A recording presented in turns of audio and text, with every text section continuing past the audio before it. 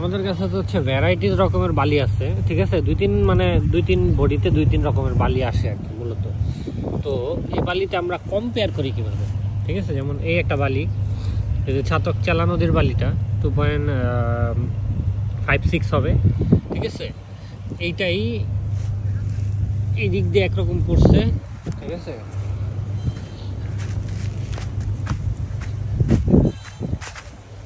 আবার এই দিক দিয়ে একরকম পড়ছে।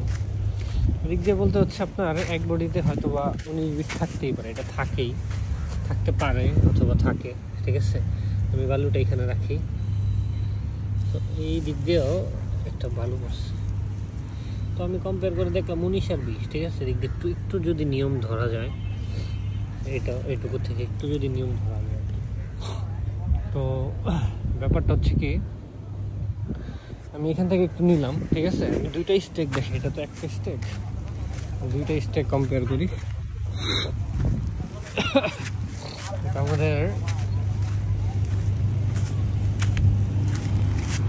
আজকে একের অর্ডার আছে, কিন্তু আমি একটু কম্পেয়ার করে দেখাচ্ছি আপনাদের যে কীভাবে আমরা ভালো মালটা কোথা থেকে দিই আর কি স্টেকের।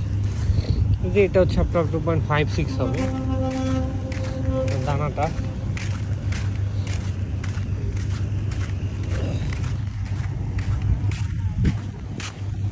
আবার আমরা এই মালটা দেখি, এটা একটা আরেকটা স্টেপ, ছাতক চালা নদীর বালি। এখানে একটু মুড়ি পাতা একটু বেশি দেখা যাচ্ছে। তো এটার মধ্যে আমরা কম্পেয়ার করি। এখানে রাখলাম বালুটা,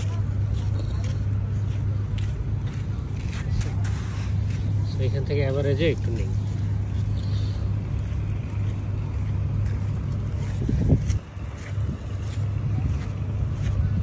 আমরা এখন কম্পেয়ার করি,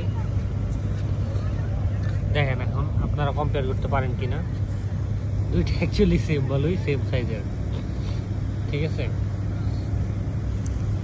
সব দিক দিয়ে সেম বালিটা, মানে সব দিক দিয়ে সেম সাইজের আর কি।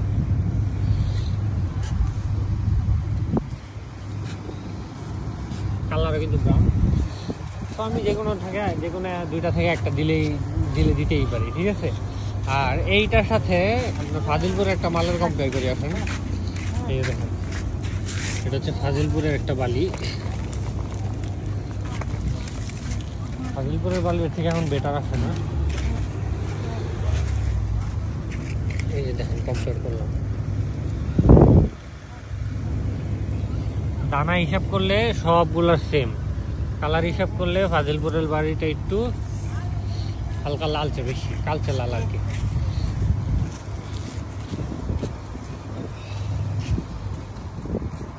তো আমরা কম্পেয়ার করি এইভাবে। আসলে আপনার চোখের দেখায় বলাতে কিছু হয় না। তো আমরা যেটা আছে আমাদের ফিজিক্যাল এভিডেন্স যেটা আছে ওইটা হিসাব করে আমরা হচ্ছে মালের প্রাইস কাউন্ট করি, মাল কিনি এবং বিক্রি করি। আপনাদের পাথর বালি লাগলে আমাদের সাথে যোগাযোগ করুন, দেওয়া নম্বরে কল করেন। আর হচ্ছে এসে নিয়ে যাওয়ার একটা দাওয়াত রইল আপনাদের।